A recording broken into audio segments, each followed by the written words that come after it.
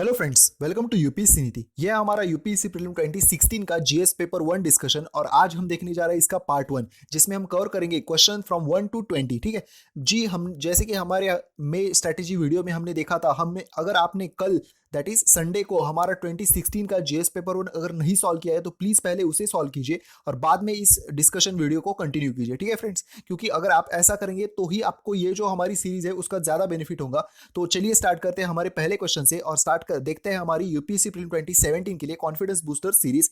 और हमारा पहला क्वेश्चन देखते हैं। चलिए, तो first question is on which of the following can you find the bureau of energy efficiency star level. ठीक है, मतलब ये जो ब्यूरो ऑफ एनर्जी इफिशियंसी का जो स्टार लेवल होते हैं, आपने देखा होगा ऐसे 5 स्टार्स होते हैं, तो ये कहाँ पे, मतलब इनमें से कौन से अप्लायंसेस पे आपको मिल जाएगा, ऐसा ये क्वेश्चन है। तो देखिए, यूपीएससी अभी बहुत डायनामिक होता जा रहा है और करंट अफेयर्स पे भी ऐसे क्वेश्चन पूछता है कि जो हमें मतलब हमारे ऑब्जर्वेशन से हम बता सकते हैं। ठीक है, रादर देन कि सिर्फ बुक से आंसर देने की बजाय हमारा ऑब्जर्वेशन कैसा है ये भी अभी यूपीएससी ध्यान दे रहा है। तो देखिए, bureau of energy efficiency star level ये कहाँ पे मिल सकते हैं? सीलिंग फैंस या फिर इलेक्ट्रिक गीजर या फिर ट्यूबुलर फ्लोरोसेंट लैम्प। तो हमें बताना है कि इनमें से कौन से करेक्ट है। तो देखिए, इसका सीलिंग फैंस, इलेक्ट्रिक गीजर्स और ये जो ट्यूबुलर फ्लोरोसेंट लैम्प है, ये तीनों पे ये जो लैम्प जो स्टार लेवल जो होते हैं वो पाए जाते हैं। तो हमारा आंसर जो है वो D, that is 1 2 and 3 correct. ठीक है, तो इसके बारे में एक बहुत बड़ी लिस्ट है इसकी। तो सबसे पहले ये जो योजना थी वो जारी स्टार्ट करी गई थी मिनिस्ट्री ऑफ पावर द्वारा इन मई 2006।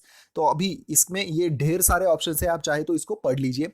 नेक्स्ट क्वेश्चन देखते हैं हमारा question number 2। The term regional comprehensive economic partnership, ठीक है, that is RCEP often appears in the news in the context of affairs of which of the following countries. ठीक है, तो इनमें से कौन से ग्रुप से रिलेट करता है ये RCEP, ऐसा ये क्वेश्चन है। तो ऑप्शन क्या दिया गया? G20, आसियान, SCO या फिर सार्क। तो ये जो RCEP है it is related to ASEAN. ठीक है, आसियान +6 कंट्रीज और +6 में इंडिया भी इसमें कवर है। Australia, China, India, Japan, south Korea and New Zealand plus ASEAN. ठीक है, ऐसे ये टोटल 16 कंट्रीज का ये FT है। ठीक है, RCEP। नेक्स्ट क्वेश्चन देखते हैं हमारा regarding Atal pension Yojana, which of the following statement is are correct. तो अटल पेंशन योजना के बारे में कौन सी स्टेटमेंट करेक्ट है ये हमें बताना है। देखिए, फर्स्ट क्या है? It is a minimum guaranteed pension scheme mainly targeted at the unorganise sector worker. ठीक है, मतलब ये किस बारे में है? तो सबसे पहले तो ये पेंशन स्कीम है और किसके लिए? अनऑर्गेनाइज सेक्टर वर्कर जो होते हैं इनके लिए, ऐसा फर्स्ट स्टेटमेंट है। Next is only one member of the family can join the scheme. तो जैसे कि आप जानते हैं ओनली वगैरह ऐसे कोई अगर कीवर्ड्स होते हैं तो उन पे अच्छे से ध्यान देना है। और यहाँ पे देखिए, कोई अगर अच्छी योजना लाए जा रहे तो ऐसा थोड़ी ना होगा कि सिर्फ फैमिली के एक ही मेंबर को वो होगी। मतलब यहाँ पे तो पेंशन है तो पेंशन एक ही फैमिली मेंबर को होगी, ऐसा तो नहीं होगा ना। जिनके भी जनधन अकाउंट या फिर अकाउंट जिनके भी है बैंक में, उन सभी के लिए ये पेंशन जो थी वो योजना लाई जा सकती थी।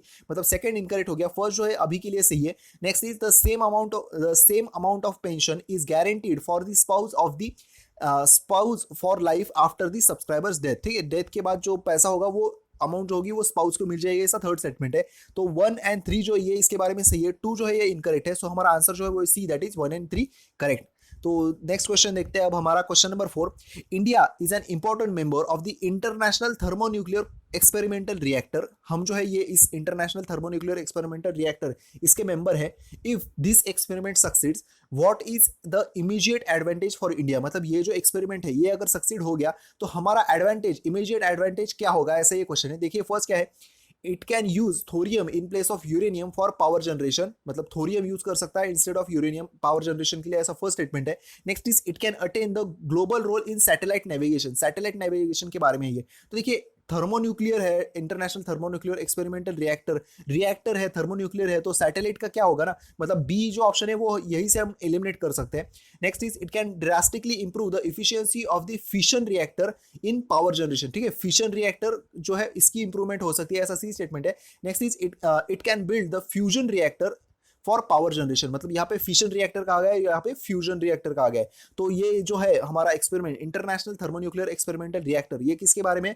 तो it is related to fusion reactor. So इसका आंसर जो है वो D, that is it can build, that is India can build fusion reactor for power generation. ठीक है, तो ये 35 नेशन जो है वो इस एक्सपेरिमेंट के लिए कोलैबोरेट हो गए। तो इसी अगर ये हमने हो गया तो हम फ्यूजन रिएक्टर बना सकते हैं। ठीक है, नेक्स्ट क्वेश्चन देखते हैं हमारा question number 5। In the context of history of India consider the following pairs. History of India pairs, first क्या है? टर्म्स एंड इनका डिस्क्रिप्शन दिया गया है। देखिए, फर्स्ट क्या है? इरीपत्ती, और ये क्या डिस्क्रिप्शन दिया गया है? Land revenue from which was set apart from the maintenance of the village tank, ठीक है, मतलब एक ऐसी लैंड होती थी जहां से जो रेवेन्यू मिलता था उस रेवेन्यू का विलेज टैंक के मेंटेनेंस के लिए यूज किया जाता था, ऐसा फर्स्ट स्टेटमेंट है। नेक्स्ट इज तन्यूर्स, ये क्या है, village denoted to single Brahmans और अ ग्रुप ऑफ ब्राह्मण्स, ठीक है, मतलब यहाँ पे सिर्फ ब्राह्मण्स होते थे, मतलब ग्रुप ऑफ ब्राह्मण्स होते थे, ऐसा ये तन्यूर्स होता था, ऐसा सेकंड स्टेटमेंट है। नेक्स्ट इज घटिकाज, that is college generally attach to the temples, ठीक है, जो कॉलेज जो होते थे वो टेम्पल से एसोसिएट होते थे, अटैच होते थे, ऐसा ये घटिकाज होता था, ऐसा थर्ड स्टेटमेंट है। और हमें बताना है इनमें से कौन से करेक्ट है। देखिए यहाँ पे जो ना ये मतलब ये डायरेक्टली हम आंसर बता देते हैं इसका, क्योंकि ये मिडिएवल हिस्ट्री का एक पार्ट है, मतलब ऐसे कुछ लॉजिक वगैरह तो है नहीं, डायरेक्ट आंसर हमें, अगर आप इसके बारे में जानते हैं तो ही आप इसका आंसर बता सकते हैं, ऐसे ये क्वेश्चन होते हैं कुछ कुछ। तो देखिए इसका ये जो है ना तन्यूर्स, ये जो है ना ये कुछ इसके बारे में है नहीं, ब्राह्मण्स वगैरह इसके बारे में है नहीं। इसका 1 और 3 जो ये बात सही है, तनियर जो है ना ये एक रेवेन्यू सिस्टम थी जो चोला के समय थी, ठीक है, तो सेकंड जो है ये इनकरेक्ट हो गया। 1 और 3 जो है ये बात सही है, तो हमारा आंसर हो जाता है D, that is 1 and 3 only, ठीक है, ये तनियर्स were the distinct revenue system under चोलास। नेक्स्ट क्वेश्चन देखते हैं हमारा 6th question. The international solar alliance was launch at the United Nations Climate Change Conference 2015 and next is the alliance includes all the countries in the United Nations, ठीक है, हमें कहा गया कि कंसीडर कीजिए स्टेटमेंट और उनमें से कौन से करेक्ट है ये बताइए, ठीक है। तो ये तो आप जानते होंगे हमारा जो ISA है ये 2015 की कॉन्फ्रेंस में बनाया गया था और UNFCCC की कॉन्फ्रेंस में बनाया गया था, ठीक है, तो ये बात फर्स्ट स्टेटमेंट सही है, लेकिन यहाँ पे सेकंड इनकरेक्ट है क्योंकि इसमें यूनाइटेड नेशंस के सभी कंट्रीज नहीं मेंबर है। जो भी कंट्रीज हमारे ट्रॉपिक ऑफ कैंसर और ट्रॉपिक ऑफ कैप्रिकॉन इन दोनों के बीच में कंप्लीटली या फिर पार्शियली आते हैं, यही इसके मेंबर है, ठीक है, तो सेकंड इनकरेक्ट हो गया, फर्स्ट सही है, तो हमारा आंसर हो जाता है A, that is 1 only. Next question देखते हैं हमारा question number 7। European stability mechanism sometimes seen in news, it is an, तो ये जो टर्म जो है ये किससे एसोसिएटेड है, ऐसा ये क्वेश्चन है, क्या है यूरोपियन स्टेबिलिटी मैकेनिज्म। देखिए क्या है, agency created by EU to deal with the impact of the millions of the refugees arriving from the Middle East, ठीक है, तो मैकेनिज्म है, तो मतलब मैकेनिज्म को हम ऐसे एक कोई ये कर सकते हैं कि ये डील होगी वगैरह, तो देख सकते हैं इसके एजेंसी है या नहीं, एजेंसी है या नहीं ये हमें देखना पड़ेगा, तो नहीं है इसका आंसर अभी के लिए। तो next is agency of EU that provides financial assistance to the eurozone countries, तो यही बात है इसके बारे में, दैट इज ये इसका आंसर है। यूरोपियन स्टेबिलिटी मैकेनिज्म क्या है, तो एक एजेंसी होती है विच ईयू के द्वारा जो मतलब फाइनेंशियल असिस्टेंस जो है यूरोजोन की कंट्रीज को प्रोवाइड करने के लिए।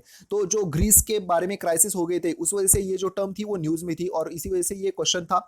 तो देखिए ये इसका आंसर है agency of EU that provides financial assistance to the eurozone countries. Next question देखते हैं हमारा question number 8। Which of the following is are the advantage or advantages of the practicing drip irrigation, drip irrigation के advantages क्या क्या है ये हमें बताना है। देखिए फर्स्ट क्या है, रिडक्शन इन द वीड, ठीक है जी, हो सकता है क्योंकि ड्रिप इरिगेशन में डायरेक्टली जहां पे पानी पौधे को चाहिए वहीं पे पानी जाता है, तो इस वजह से जो साइड में जो वीड जो होती है, वीड मतलब क्या, जो बाकी पौधे जो छोटे छोटे ऐसे क्या कह सकते हैं उसको, छोटे पौधे आते हैं ना बाकी, तो उसको ये इसका रिडक्शन हो सकता है क्योंकि डायरेक्टली पानी जहां पे चाहिए वहीं पे जाता है ना, तो रिडक्शन हो सकता है, मतलब फर्स्ट स्टेटमेंट हो सकता है। Next is reduction in the soil salinity, soil salinity का और ड्रिप इरिगेशन का रिलेशन होगा या नहीं देखते हैं। Next is reduction in the soil erosion, जी सॉइल इरोजन कम होगा, ये बात तो सही है। कैसे जी, देखिए अगर बहुत ही भारी मात्रा में अगर पानी आता है तो क्या होता है, सॉइल इरोजन हो सकता है, लेकिन ड्रिप इरिगेशन में कैसे बूंद बूंद पानी गिरता टपकता है ना वहां पे जहां पे चाहिए वहां पे, तो सॉइल इरोजन कम हो सकता है, ठीक है, मतलब 1 and 3 ये हो सकते हैं, ठीक है, डायरेक्टली हम ये बता सकते हैं 1 and 3, यहाँ पे ऑल करेक्ट ये बताया नहीं गया है, तो हमारा आंसर हो जाता है 1 and 3 ओनली। तो यहाँ पे हमने कुछ एडवांटेजेस जो है ये यहाँ पे बता दिए, आप चाहे तो देख सकते हैं। हम अपना नेक्स्ट क्वेश्चन जो है वो देखते हैं, question number 9। Regarding the DigiLocker sometime seen in the news, which of the following is correct, ठीक है, डिजी लॉकर के बारे में कौन सा स्टेटमेंट करेक्ट है ये हमें बताना है। देखिए फर्स्ट क्या है, it is an digital locker of DigiLocker system offered by the government under the Digital India programme, ठीक है, तो ये तो आप जानते होंगे ये डिजिटल इंडिया प्रोग्राम के तहत डिजी लॉकर जो था ये बनाया गया था, मतलब फर्स्ट स्टेटमेंट जो ये बात सही है। Next is it allows you to access your e documents irrespective of your location, तो यही इसकी खासियत थी कि डिजी लॉकर में ना हमारे ई डॉक्यूमेंट्स हम सेव कर सकते थे और हमें जहां पे भी, मतलब हम या चाहे दिल्ली में है, बॉम्बे में है, मुंबई में है, जहां पे भी आप हो वहां से आप उसको एक्सेस कर सकते थे। तो इसके दोनों स्टेटमेंट जो है ये बात सही है, सो इसका आंसर जो है वो C, that is both 1 and 2 correct. तो नेक्स्ट क्वेश्चन देखते हैं अब हमारा question number 10। Recently the linking of which of the following rivers was undertaken, तो कौन सी 2 रिवर का इंटरलिंकिंग स्टार्ट कर दिया गया, ये हमारा क्वेश्चन था। तो देखिए क्या है, कावेरी या तुंगभद्रा, जी नहीं। गोदावरी एंड कृष्णा, जी हाँ, इन्हीं 2 रिवर का जो है वो रिसेंटली लिंकिंग जो था वो स्टार्ट कर दिया गया था, ठीक है। तो आंसर हो जाता है हमारा B, that is Godavari and Krishna. बाकी जो है यहाँ पे Mahanadi and Son and Narmada and Tapti, ये भी इनका इंटरलिंकिंग नहीं किया गया था, ठीक है। तो देखिए कौन सी प्रोजेक्ट के तहत ये स्टार्ट कर दिया गया था, तो पट्टी सीमा प्रोजेक्ट। नेक्स्ट क्वेश्चन देखते हैं हमारा question number 11। In the cities of our country which among the following atmospheric gases are normally consider in the calculating value of air quality index, ठीक है। तो एयर क्वालिटी इंडेक्स कैलकुलेट करने के लिए कौन से गैसेस जो है वो कंसिडर किए जाते हैं, ऐसा ये क्वेश्चन है। तो first is carbon monoxide, carbon dioxide, carbon monoxide, sulphur dioxide, ammonia and methane, ठीक है। तो ये जो है ना एयर क्वालिटी इंडेक्स, ये काफी समय से न्यूज में था ये, इसके बारे में, तो इस वजह से यूपीएससी ने क्वेश्चन ऐड कर दिया था। तो इसके बारे में ना मेन इंपॉर्टेंट फैक्ट जो था कि एयर क्वालिटी इंडेक्स कैलकुलेट करने के लिए कार्बन डाइऑक्साइड जो है ना वो कैलकुलेट नहीं किया जाता, ठीक है। तो ये कंसिडर नहीं किया जाता। अगर ये भी अगर आपको पता होगा कि कार्बन डाइऑक्साइड इसमें कैलकुलेट नहीं किया जाता, तो डायरेक्टली हमारे 3 आंसर कैंसिल हो जाते हैं, ठीक है। यही होता है कि कार्बन डाइऑक्साइड हमें लगता है कि एयर क्वालिटी के लिए मतलब हम गिनेंगे, लेकिन नहीं, carbon dioxide air quality index में कंसिडर नहीं किया जाता। सो हमारा आंसर हो जाता है 2, 3 एंड 4, ठीक है। Carbon monoxide, sulphur dioxide and ammonia, methane भी इसमें कंसिडर नहीं किया जाता। तो हम जो 8 कौन कौन से 8, इसमें सबसे पहले 8 जो फैक्टर्स है वो कंसिडर किए जाते हैं। सबसे पहले particulate matter 10, particulate matter 2.5, nitrogen dioxide, sulphur dioxide, carbon monoxide, ozone, ammonia and lead, ठीक है। And national ambient air quality by Ministry of Environment categorizes air pollution into 6 categories by considering 8 pollutants, ठीक है। ये 6 category में divide किया जाता है considering 8 pollutants, और ये 8 pollutants के नाम थे। नेक्स्ट क्वेश्चन देखते हैं हमारा question number 12। With reference to the AstroSat, the international the astronomical observatory launched by India, which of the following statement is are correct, ठीक है। तो एस्ट्रोसैट के बारे में कौन सा स्टेटमेंट करेक्ट है, ये हमें बताना है। देखिए फर्स्ट स्टेटमेंट क्या है, other than USA and Russia, India is the only country to have launched the similar observatory into space, ठीक है। ऐसे ये बताया कि यूएसए और रशिया के बाद हम तीसरे ऐसे देश बन गए जिसने ये ऑब्जर्वेटरी लॉन्च की, ऐसा फर्स्ट स्टेटमेंट है।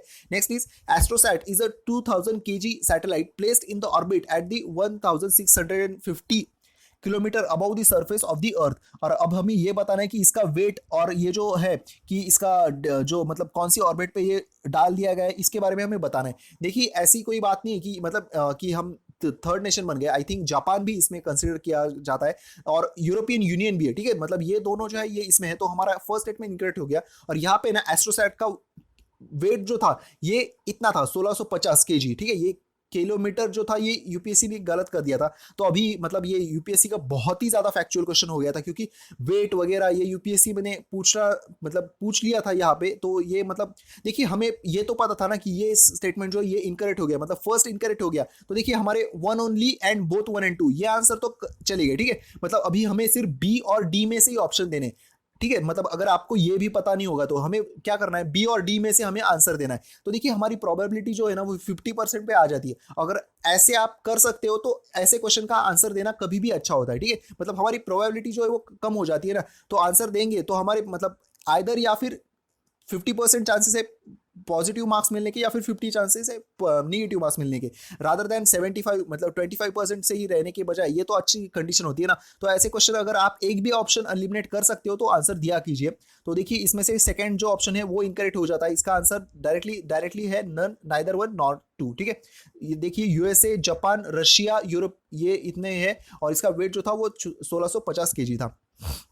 नेक्स्ट क्वेश्चन देखते हैं हमारा। With reference to the economic history of the medieval India the term Aragatta refers to. तो ये अरागट्टा क्या है, ऐसा ये क्वेश्चन है। देखिए फर्स्ट क्या है, बॉन्डेड लेबर या फिर land grant made to the military officers, after that water will used in the irrigation of land, and last option is wasteland covered in the cultivated land, ठीक है। तो ये अरागट्टा ये सिस्टम किससे रेफर करता था, तो ये एक वाटर व्हील होता था that which was used in the irrigation of land, ठीक है। अरागट्टा सी ऑप्शन इसका, water wheel used in the irrigation of land, ठीक है। यहाँ पे एक्सप्लेनेशन दिया है, आप चाहे तो पढ़ सकते हैं। नेक्स्ट क्वेश्चन देखते हैं हमारा 94 number question. With reference to the cultural history of India, the memorising of chronicles, dynasty histories and the epic tales was a profession of who of the following, ठीक है। मतलब हमारे एंशियंट हिस्ट्री में ये जो काम था ना कि मेमोराइजिंग क्रॉनिकल्स, डायनेस्टीज, इनकी हिस्ट्री याद रखना, एपिक टेल्स वगैरह याद रखना, ये इनमें से किस व्यक्ति का काम होता था, ठीक है। ये किसका प्रोफेशन होता था। तो ऑप्शन दिए, मतलब ये देखिए कैसा क्वेश्चन है। नेक्स्ट इज ऑप्शन दिए गए श्रम मना या फिर कुछ है, ये गलत अगर प्रोनाउंस कर दिया तो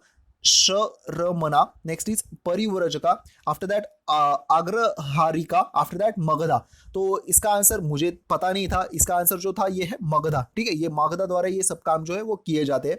नेक्स्ट क्वेश्चन देखते हैं हमारा 95 number question. Recently for the first time in our country which of the following state has declare the particular butterfly as a state butterfly, ठीक है, तो कौन से स्टेट ने स्टेट बटरफ्लाई रिसेंटली डिक्लेयर कर दिया है, ऐसा ये क्वेश्चन यूपीएससी ने पूछा था। और ऑप्शन क्या दिए गए, अरुणाचल प्रदेश, हिमाचल प्रदेश, कर्नाटका या फिर महाराष्ट्र, ठीक है, तो इसका जो आंसर है स्टेट बटरफ्लाई कौन से स्टेट के द्वारा रिसेंटली डिक्लेयर कर दिया गया था, तो इसका आंसर है महाराष्ट्र। महाराष्ट्र द्वारा ब्लू मॉर्मॉन नाम का एक बटरफ्लाई होता है, ये देखिए ऐसा अच्छा है ना, बहुत ही अच्छा बटरफ्लाई है ये, इसको स्टेट बटरफ्लाई का स्टेटस जो था वो दिया गया था।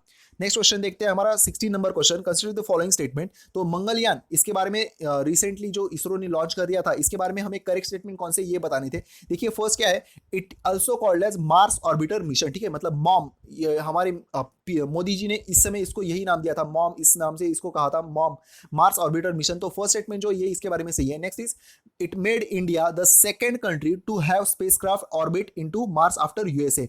तो ये जो है ना, आई थिंक रशिया ने भी चांसेस मतलब ट्राई किए थे, कुछ उनके बहुत ज्यादा 13 या कुछ तो अटेम्प्ट जो थे वो पहले फेल हो गए थे, मुझे एग्जैक्टली याद नहीं आ रहा अभी 13 है या नहीं, लेकिन रशिया का बाद में सैटेलाइट जो था वो लॉन्च हो गया था मार्स पे, तो सेकंड जो है ये इनकरेक्ट हो गया। Next is it made India the only country to be successful in making its spacecraft orbit in the Mars in the very first attempt। तो ये आप जानते होंगे, जो हमारा मंगलयान था, हम ऐसे पहले देश बन गए थे जिसने पहले ही अटेम्प्ट में अपना जो यान था, स्पेसक्राफ्ट था, वो मार्स पे मतलब वो उतार पाया था। तो ये बात मतलब फर्स्ट एंड 3 जो ये बात सही है, तो हमारा आंसर हो जाता है C, that is 1 and 3 only. और साथ ही साथ है ना, हम ऐसे एशिया के भी पहले देश बन गए थे। India is the first Asian country and ISRO is the fourth space agency to send satellite to the red planet, ठीक है, मतलब मार्स पे भेजने वाले हम एशिया के पहले देश बन गए थे। Next question is question number 17। What was the main reason for the split in the Indian national Congress at Surat, ठीक है, तो इसके बारे में हमें बताना है। ठीक है, सूरत स्प्लिट होने की पीछे रीजन क्या था ये हमें बताना है। देखिए फर्स्ट क्या ऑप्शन है, introduction of the communalism into Indian politics by Lord Minto.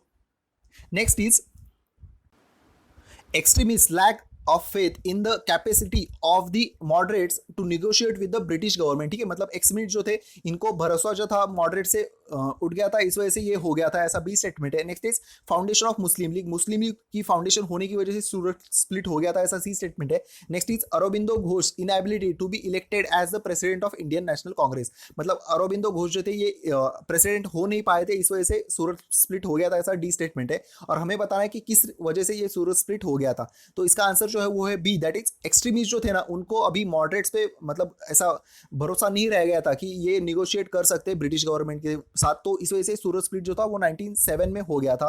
Next question देखते हैं अब हमारा, क्वेश्चन नंबर 8 है ये, 18 होना चाहिए, ठीक है, तो देखिए क्वेश्चन क्या है, the plan of the Sir Stafford Cripps emphasise that after the Second World War, Second World War के बाद क्या होगा, ऐसा स्टैफर्ड क्रिप्स सर का प्लान था, ठीक है, तो आप जानते होंगे यहाँ पे स्टैफर्ड क्रिप्स जो प्लान था, क्रिप्स मिशन, तो इसके बारे में तो देखिए ऑप्शन क्या दिए गए, India should be granted complete independence, ठीक है, तो ये तो बात नहीं थी कंप्लीट इंडिपेंडेंस देना। Next is India should be partition into 2 before granting independence. देखिए क्रिप्स मिशन को मुस्लिम लीग ने भी एक्सेप्ट नहीं किया था, तो ये बात तो है कि पार्टीशन के बारे में नहीं था, मतलब बी स्टेटमेंट भी इनकरेक्ट हो गया। India should be made Republic with the condition that it will join Commonwealth, तो अगर ऐसी बात तो होती, मतलब हमने तो कॉमनवेल्थ ज्वाइन ही किया था ना, और रिपब्लिक होना ये तो हम चाहते ही थे, तो अगर ऐसा होता तो हमने ये मिशन एक्सेप्ट कर लिया होता, लेकिन हमने भी मतलब इंडियन नेशनल कांग्रेस ने भी ये मिशन एक्सेप्ट नहीं किया था, तो ये भी इसका आंसर नहीं है। इसका आंसर जो है वो है ये है, that is the India should be given dominion status, ठीक है, इंडिया को डोमिनियन स्टेटस दिया जाए, ऐसा सर स्टैफर्ड क्रिप्स का प्लान था, तो डी जो है इसका आंसर है। नेक्स्ट क्वेश्चन देखते हैं हमारा 19 number question, consider the following pairs, यहाँ पे फेमस प्लेस और उनका रीजन जो है वो बताया गया है। देखिए फर्स्ट क्या है, Bodh Gaya it is in Baghelkhand, next is Khajuraho it is in Bundelkhand, Shirdi in Vidarbha, Nashik is in Malwa, या फिर तिरुपति इन रायलसीमा, ऐसा कुछ तो है ये, तो इसमें से हमें बताना है कि कौन से करेक्टली मैच है। तो देखिए इसमें से है ना, नासिक जो है ये मालवा प्लेटू पे नहीं आता, ठीक है, नासिक जो है वो मालवा में नहीं आता, तो देखिए 4 अगर आपको पता है तो हमारे 3 ऑप्शन डायरेक्टली चले गए, ठीक है, 1 2 एंड 3, 1 2 एंड 4 ये चले गए। साथ ही साथ शिरडी जो है ना, ये भी विदर्भा में नहीं आता, विदर्भा जो है ना वो महाराष्ट्र के ईस्ट साइड पे है, और शिरडी जो है ना वो महाराष्ट्र के मतलब सेंटर या फिर कुछ लाइक वेस्ट साइड पे कंसिडरेबली। तो ये मतलब 3 और 4 जो ये हमारे ऑप्शन नहीं होते। अगर हमको ये भी आइदर इनमें से एक भी पता है तो हम इसका आंसर बता सकते थे कि 3 4 ये जो नहीं है, तो हमारा आंसर बच जाता है C, that is 2 and 5 only. ठीक है, तो देखिए खजुराहो जो ये बुंदेलखंड में या और तिरुपति जो है ये रायलसीमा यहाँ पे है ये, तो हमारा आंसर हो जाता है C, that is 2 and 5 only. तो देखिए गया जो है it is located in Magadh region, Shirdi is not in Vidarbha and Malwa doesn't extended to Nashik. Next question देखते हैं हमारा आज का last question, that is 20 number question.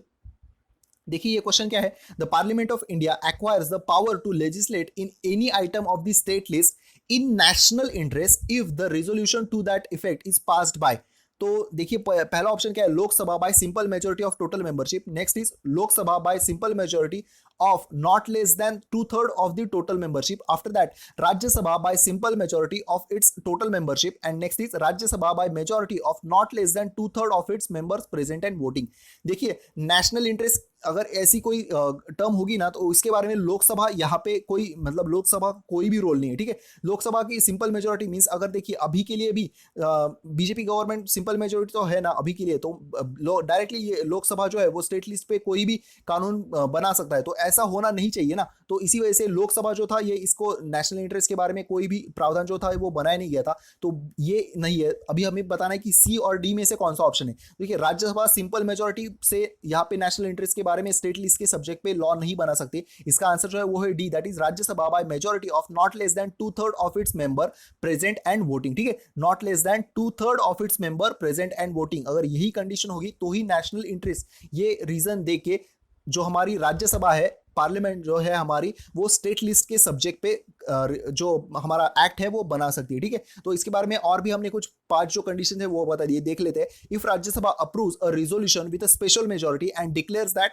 Subject is of national interest, जो हमारा क्वेश्चन पूछा गया था। Next is during the times of national emergency. ठीक है, आर्टिकल 250 के तहत ये बनाया जा सकता है। Next is if 2 or more state request parliament to make law for item in the state list. ठीक है, 2 या फिर 2 से अधिक स्टेट जो है वो अगर रिक्वेस्ट करती है पार्लियामेंट को तो ये स्टेट लिस्ट के सब्जेक्ट पे एक्ट बना सकते हैं। Next is for implementation of international treaties. ठीक है, अगर कोई इंटरनेशनल ट्रीटी का इंप्लीमेंटेशन करना है तो डायरेक्टली मतलब ये जो हमारी पार्लियामेंट है ये इस पे एक्ट बना सकते हैं। Next is during the presidents rule. ठीक है, प्रेसिडेंट रूल के समय में भी स्टेट लिस्ट के सब्जेक्ट में जो एक्ट है वो बनाया जा सकता है। ठीक है, so thank you so much and have a happy wonderful day ahead. हम कल फिर मिलते हैं। Thank you so much, bye.